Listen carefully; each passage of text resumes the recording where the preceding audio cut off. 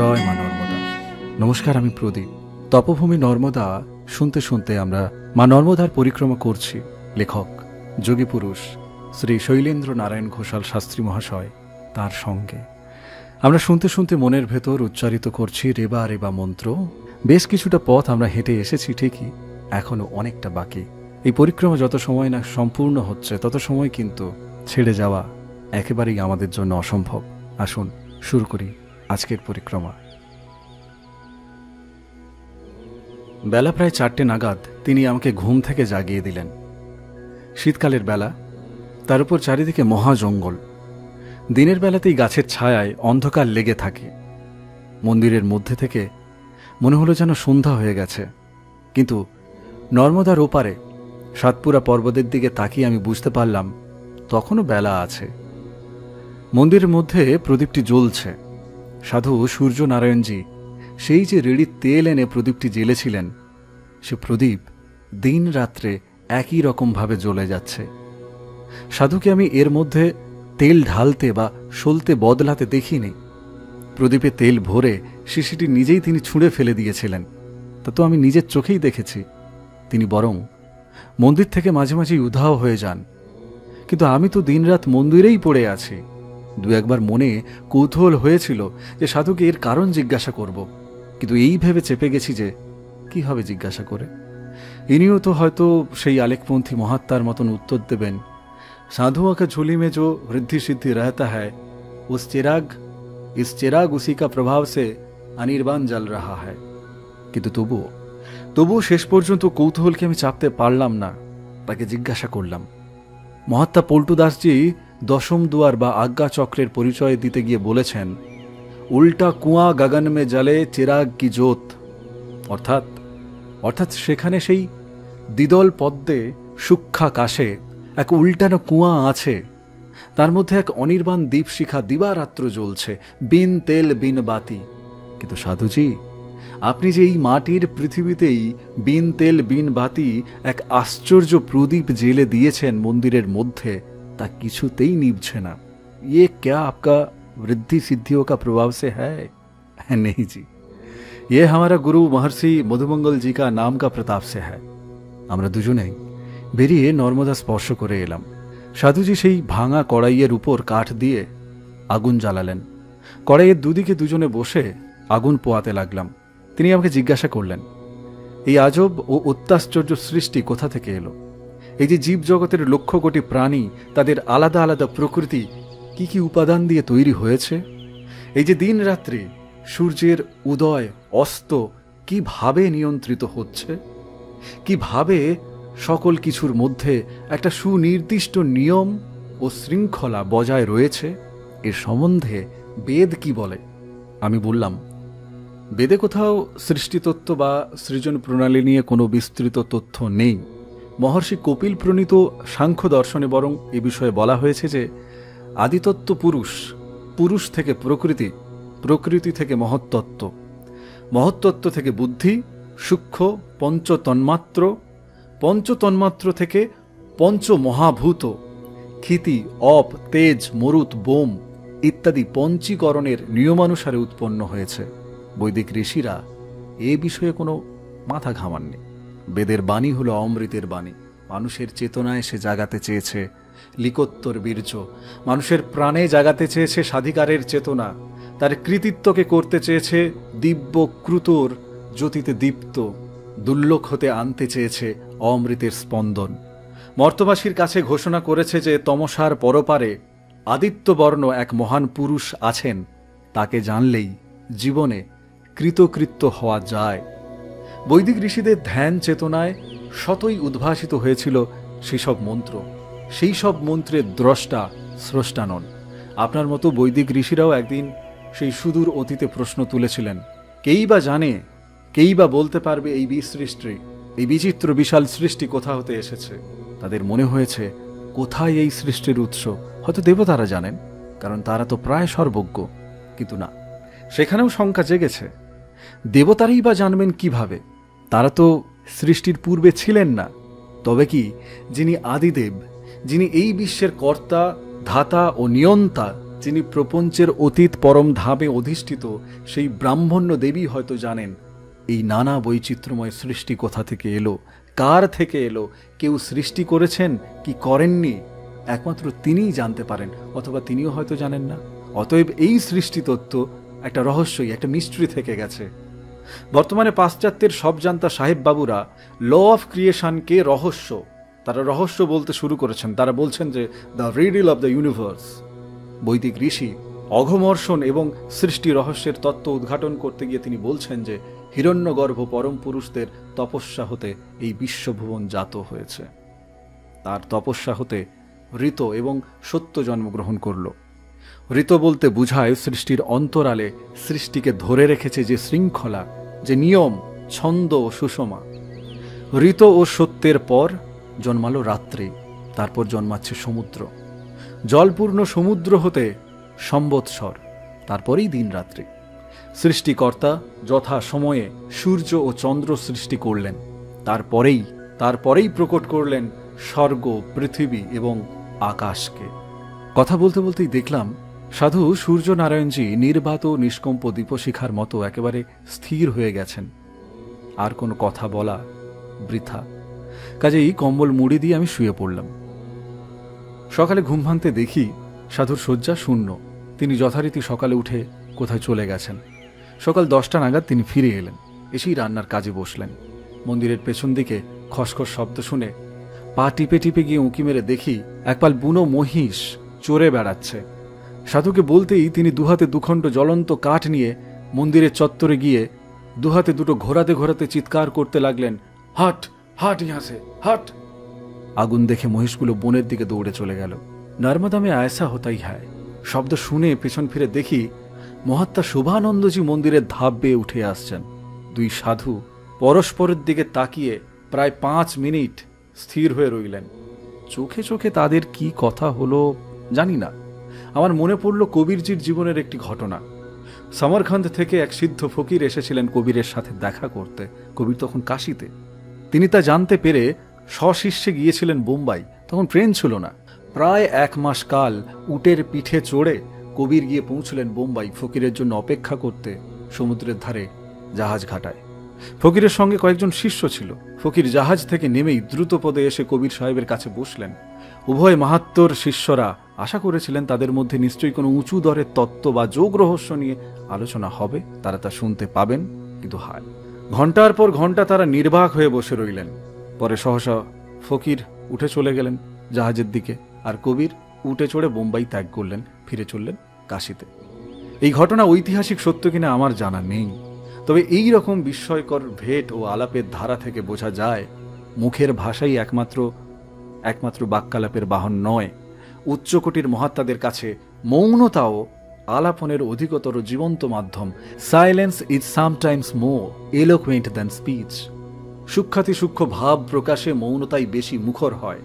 5 minute ধরে স্তব্ধ থাকার পর উভয়ে আলিঙ্গনাবদ্ধ হলেন। শোভানানন্দজি আমাকে বললেন, নারদঘাটে প্রায় 10 জন পরিক্রমাবাসী এসে ডেরা নিয়েছেন, তাই চলে এলাম। মান্দালা পর্যন্ত আমি তোমার সঙ্গেই থাকবো, তারপর একলা ফিরে আসবো এখানে। সারাদিন 3 জনে খুব আনন্দেই কাটলো। গঙ্গা ভাও তীর্থে প্রায় 7 দিন থাকা হলো। সাধু সূর্যনারায়ণজি ঘোষণা করলেন, বিহান মে যাত্রা করেঙ্গে। বেশ, তাই হোক। এক ফাঁকে শোভানন্দজিকে চুপি চুপি জিজ্ঞাসা করলাম, প্রদীপে একটা মাত্র সলতে আর একটুখানি রেডির তেল ঢালা হয়েছে, 7 দিন ধরে জ্বলছে, এটা কি ব্যাপার? শোভানন্দজির সংক্ষিপ্ত উত্তর পেলাম, নর্মদা মে ऐसा होता ही है, वो সূর্যনারায়ণ জি কা বিভূতি কা খেল है। পরদিন সকালে কুয়াশার মধ্যেই আমরা নর্মদার তট ধরে পশ্চিম দিকে যাত্রা করলাম। আজ আমার মনে কোনো অজানা আশঙ্কা এসে দানা বাঁধছে না। ফুলপথে মহারণ্যের মধ্যে হারিয়ে যাওয়ার ভয় নেই। আমার আগে পিছে দুজনে নর্মদা তীরের অভিজ্ঞ মহাত্মা। তারা পথের প্রকৃতি একই, সেই দুর্গম জঙ্গল, সাজা, আবলুস, বহেরা, হরিতকি, বট, অশ্বত্থের গায়ে গায়ে জড়ানো দুর্বেদ্য পাহাড়ি পথ কাঁকড়াময়। প্রায় 3 ঘন্টা হাঁটার পর মনে হলো অন্ধকার যেন আরো নিবিড় হয়ে আসছে। নিস্তব্ধ বন আরো যেন নিস্তব্ধ হলো। নিজেদের শ্বাস প্রশ্বাসের শব্দও যেন আমরা শুনতে পাচ্ছি। আকাশে বাতাসে যেন একটা ভয়ের আভাস অঙ্গ প্রত্যঙ্গের উপর দিয়ে যেন শিরশির করে বয়ে যাচ্ছে। দুজন সাধুই চাপা গলায় বলে উঠলেন, শের। বুনো কুকুর ও কতকগুলো বুনো শিয়ালের আর্তনাদ শুনতে পেলাম। শের শুনেই আমার হৃৎপিণ্ডটা যেন লাফ দিয়ে গলার কাছে উঠে এলো। তার সাথে কুকুরের আর শিয়ালের কান্না। একটা অপার্থিব পরিবেশের সৃষ্টি হয়েছে। শরীর থেকে কেউ যেন সমস্ত রক্ত শুষে নিয়েছে, গলা শুকিয়ে একেবারে কাঠ। একাও বনের মধ্যে দিয়ে এসেছি, তাই মনকে শক্ত করার চেষ্টা করলাম। গাছপালার ভেতর একটা আলোড়ন দেখা দিল। ভাবলাম বাঘটা বুঝি বেরিয়ে এলো। না, বাঘ নয়। বাঘের গন্ধে বনের অন্য জীবজন্তুরা পালাচ্ছে। দুজন সাধু সঙ্গে সঙ্গে আমাকে মাঝখানে রেখে একটা গণ্ডি টানলেন। গণ্ডির মধ্যে দাঁড়িয়েই দুজনে জপ করতে লাগলেন, রে বা রে বা, রে বা রে বা, রে বা রে বা। আধ ঘন্টা থাকার পরে দুজনেই একসাথে বলে উঠলেন, কোই ডার নেই, दूसरा रास्ता से शेर चला गया। আবার আমরা হাঁটতে লাগলাম।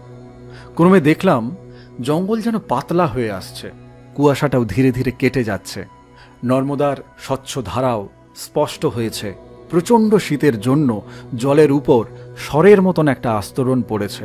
ঘোর মহারণ্যের মধ্য দিয়ে হাঁটতে হাঁটতে এমন এক জায়গায় এসে পড়লাম, এখানে জঙ্গল তো দূরের কথা, ক্রমেই পাতলা হতে হতে এ অঞ্চল যেন একেবারে বৃক্ষ শূন্য হয়ে গেছে, তবে কঙ্করময়। গাছপালা না থাকায় বিন্ধ্য পর্বতের পাথুরে রূপ বড় বেশি প্রকট হয়ে পড়েছে। হাঁটতে কষ্ট হচ্ছে, কারণ জঙ্গলের মধ্যে পাথরের উপর পাতার স্তূপ পড়ে থাকায় পাথরগুলো পায়ে তেমন বিঁধত না, কিন্তু এখন খালি পায়ে পাথরের খোঁচা বেশি করে বুঝতে পারছি। বেশিক্ষণ কষ্ট করতে হলো না। অল্প কিছুক্ষণ পরেই একটা পরিক্রমাবাসীদের চলার পথের চিহ্ন দেখতে পেলাম। পায়ে চলার পথ খুবই হালকা হলেও বোঝা যায়, আর পথের উপর পাথরের ভাবটা একটু মসৃণ হয়ে এসেছে।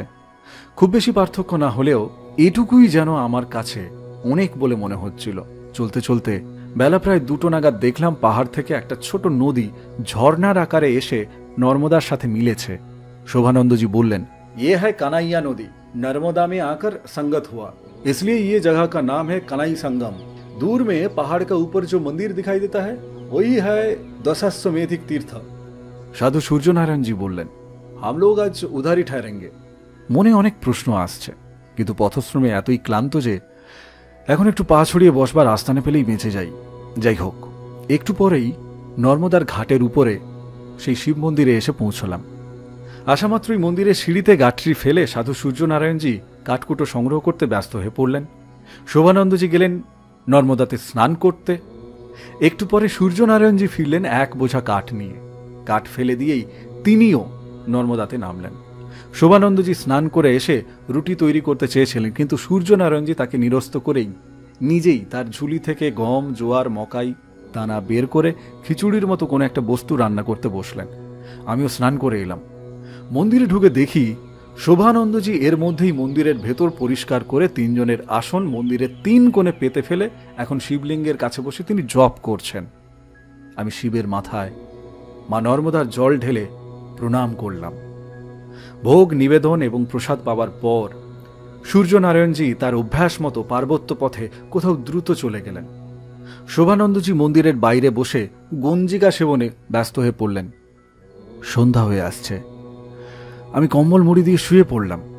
পায়ে খুব ব্যথা, যন্ত্রণায় কাতরাতে কাতরাতে আমি ঘুমিয়ে পড়েছি। যখন ঘুম ভাঙল তখন বুঝলাম অনেক রাত হয়ে গেছে। 2 সাধুই নিজেদের বিছানায় বসে জপ করছেন। যথারীতি একটি প্রদীপ জ্বলছে। গঙ্গাবাহ ঘাটের সেই ভাঙা কড়াইটিতে কাঠের আগুন ধিকি ধিকি করে জ্বলছে। আমিও উঠে বসলাম। একটু পরেই 2 সাধুরও জপ শেষ হলো। সূর্যনারায়ণজিকে জিজ্ঞাসা করলাম, আচ্ছা, কাশীতে দেখেছি দশাশ্বমেধ ঘাট, ব্রহ্মা নাকি সেখানে 10টি অশ্বমেধ যজ্ঞ করেছিলেন।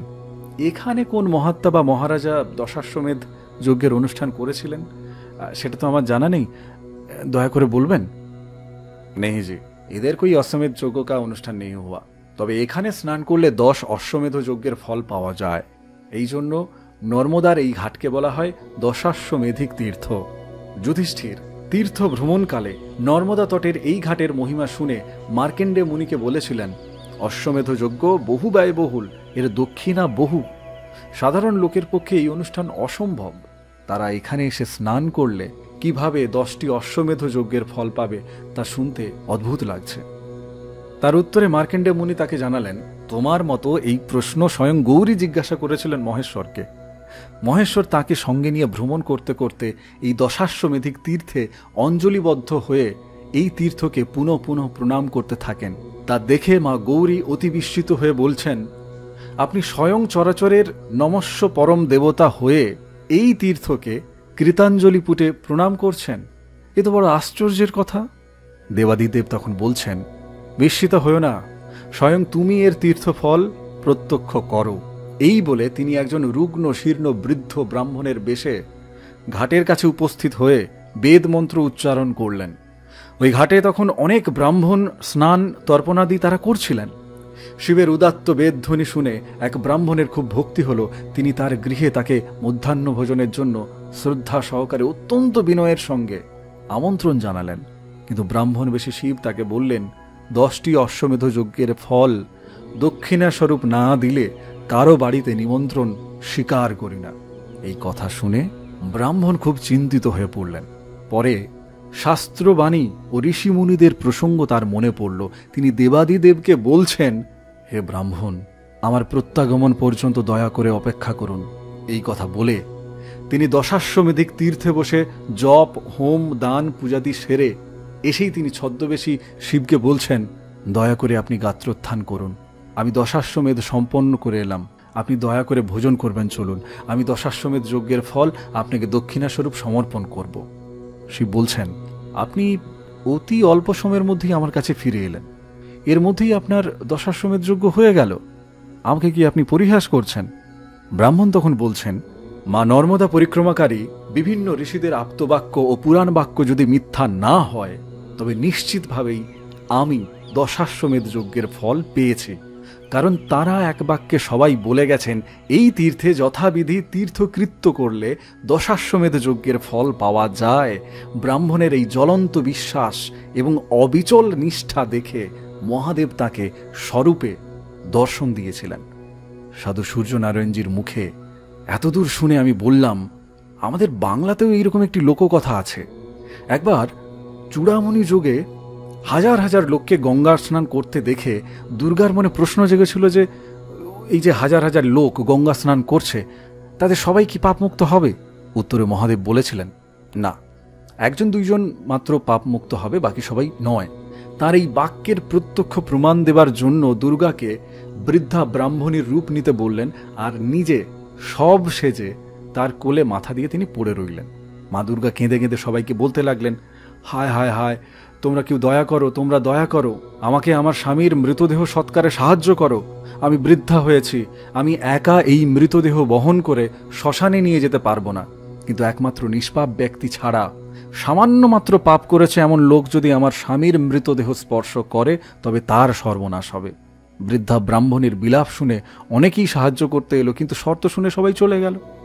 এমন সময় একজন ব্রাহ্মণ যুবক এগিয়ে এসে তার শর্ত শুনে বলছেন, মা, আমি নিষ্পাপ নই, জীবনে অনেক দুরাচার এবং ব্যভিচার করেছি, তবে আজ তো চূড়ামণি যোগ, গঙ্গাতে স্নান করলেই মুহূর্তে আমি নিষ্পাপ হয়ে যাব। একটু অপেক্ষা করুন মা, আমি গঙ্গায় ডুব দিয়ে আসি। যুবক গঙ্গায় স্নান করতে গেলেন এবং শিব দুর্গাও তৎক্ষণাৎ অন্তর্হিত হলেন। শিব বলছেন, দেখলে, এই লোকটাই কেবল তার দৃঢ় নিষ্ঠা জ্বলন্ত বিশ্বাসের গুণে গঙ্গা স্নানের সদ্য ফল প্রাপ্ত হবে, অন্য কেউ নয়। কারণ গঙ্গার সর্বপাপহারিণী মহিমায় তাদের ধ্রুব নিষ্ঠা নেই। আমি এই ঘটনা বললাম, আপনাদের দশাশ্বমেধিক তীর্থের কাহিনী বলুন, বা বাংলাতে প্রচলিত এই কিংবদন্তির কথাই বলুন, এগুলি সব রোচক বাক্য। শোভানন্দজি সূর্য নারায়ণজির দিকে তাকিয়ে মন্তব্য করলেন, শৈলেন্দ্র নারায়ণজি কা পুরাণ কা বারে মে শ্রদ্ধা থোড়া কম হ্যায়।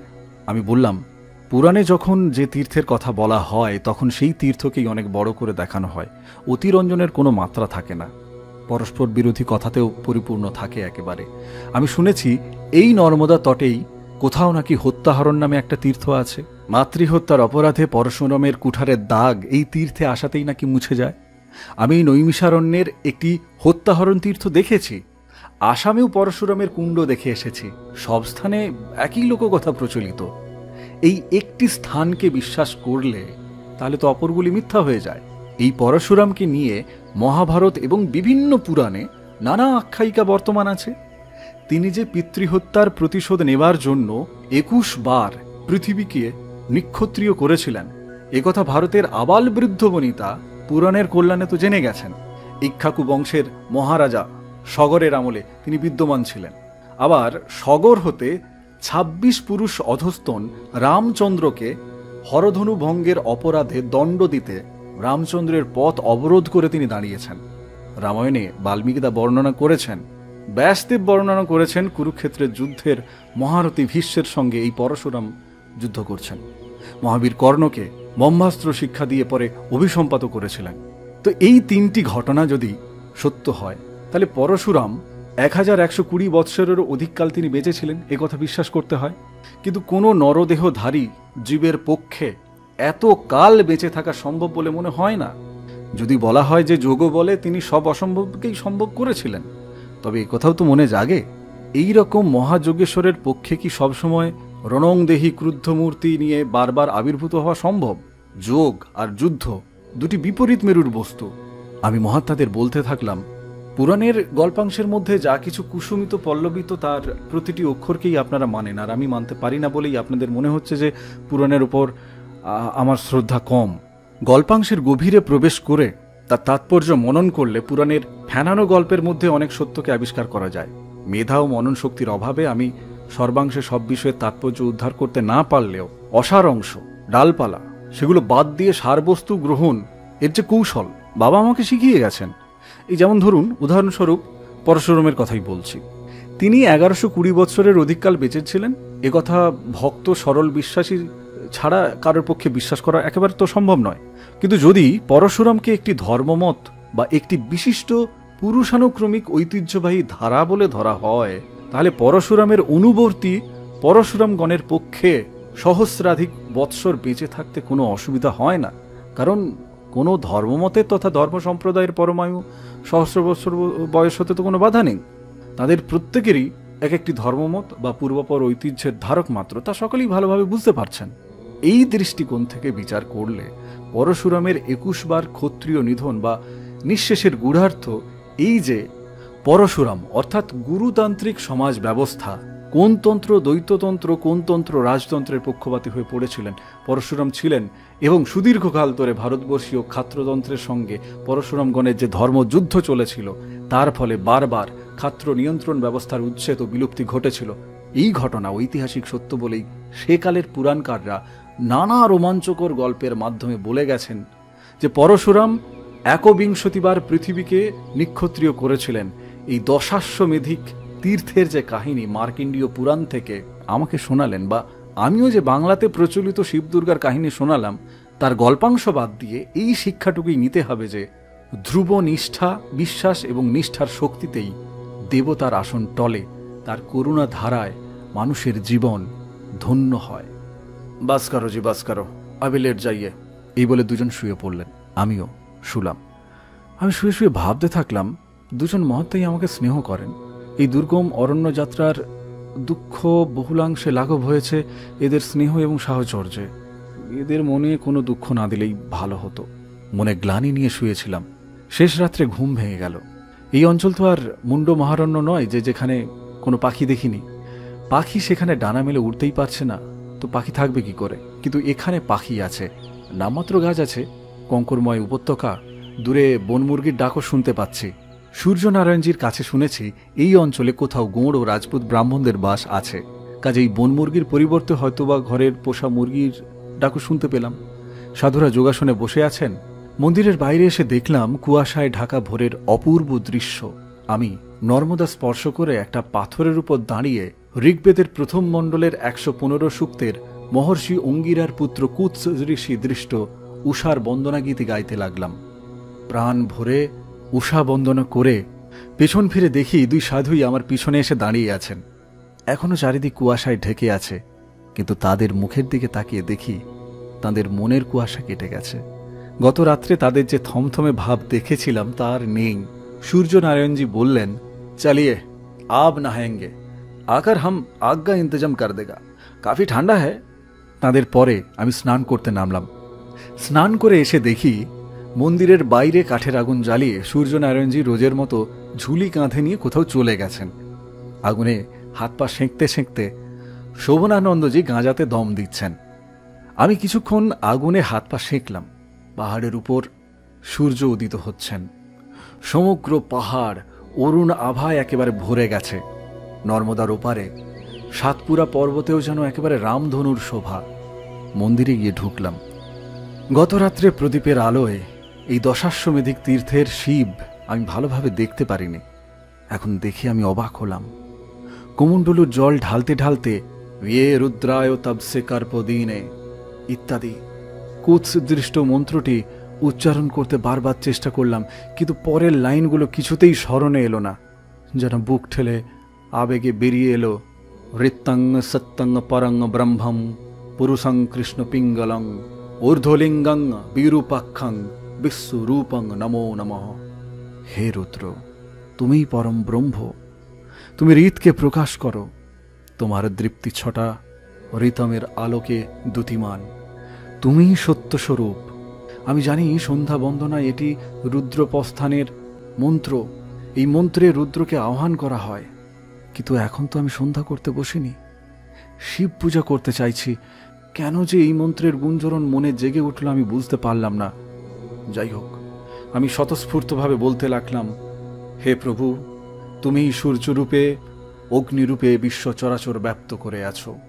আমার চোখে দাও জ্যোতি, সকল অঙ্গে দর্শন শক্তি দান করো।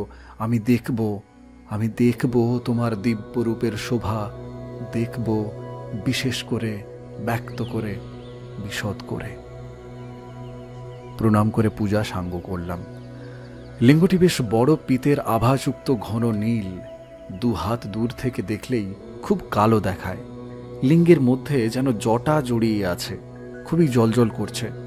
শোভানন্দজি লক্ষ্য করেছিলেন যে আমি শিবলিঙ্গটির চারিদিকে তীক্ষ্ণ দৃষ্টিতে আমি দেখছিলাম। তিনি বলে উঠলেন, आपका पिताजी का उस खाता ले आइए, देखिए तो ये कौन सा शिव जी है, विग्रह का क्या नाम हो सकता है, आप देखिए। আমি খাতা খুলে অনেক খুঁজলাম। দেখলাম পরিস্ফুট চিহ্নাদি থেকে এঁকে কালাগ্নি রুদ্র লিঙ্গ বলা হয়। হেমাদ্রি ধৃত হতে একটি উদ্ধৃত দিয়ে বাবা লিখেছেন, জলৎপিঙ্গং জটাজুটং কৃষ্ণাভং স্থূল বিগ্রহম কালাগ্নি রুদ্রমাখ্যাতং সর্বসত্ত্বই নিষেবিতম। পিতের আভাসযুক্ত ঘন নীলকেই পিঙ্গ বা পিঙ্গল বর্ণ বলা হয়। এই শিবলিঙ্গ সেই রকম দেখতে। বেলা 9টা নাগাদ সূর্যনারায়ণজি ফিরে এলেন। ঝুলি ভর্তি আটা, ডাল, নানাবিধ সবজি, পেঁপে, আমলকি, কলা, কি নেই তাতে। তিনি ভোগ প্রস্তুত করতে লেগে গেলেন। ধ্যান ধারণার অন্তরালে তার এই নীরব সেবা এবং পরিক্রমাবাসীর সর্ববিধ যত্ন বিধানে নিরলস পরিশ্রম দেখে তার স্নেহশীল সাধু চরিত্রের মহত্ব উপলব্ধি করা যায়। 1 মাস আগেও কারো সঙ্গে আমার পরিচয় ছিল না। পথের পরিচয় হয়তো পথেই মিলিয়ে যাবে। তবুও আমাদের মতো পরদেশী লোকের যত্ন করতে তার গরজ বা আগ্রহ চিরকাল স্মরণে রাখবার মতো। নিঃস্বার্থ সেবা কাকে বলে, সূর্যনারায়ণজি তার প্রত্যক্ষ উদাহরণ। মা নর্মদাকে প্রণাম জানিয়ে এই এপিসোড এখানেই বিরাম দিচ্ছি। যোগীপুরুষ লেখক শ্রী শৈলেন্দ্র নারায়ণ ঘোষাল শাস্ত্রী মহাশয়ের জীবনলব্ধ দিব্য জ্ঞান পুস্তক আকারে তিনি আমাদের জন্য লিখেছেন তপভূমি নর্মদা নামে। আমরা শুনতে শুনতে মনে মনে আমরা জপ করছি রেবা রেবা মন্ত্র, কেননা আমরা শুনতে শুনতে মা নর্মদার পরিক্রমা করছি। পরবর্তী এপিসোডে আমাদের পরিক্রমায় আবার আমরা ফিরে আসব। মায়ের কৃপায় থাকুন, সুস্থ থাকুন, ভালো থাকুন, ভালো রাখুন, সাথে থাকুন। নমস্কার।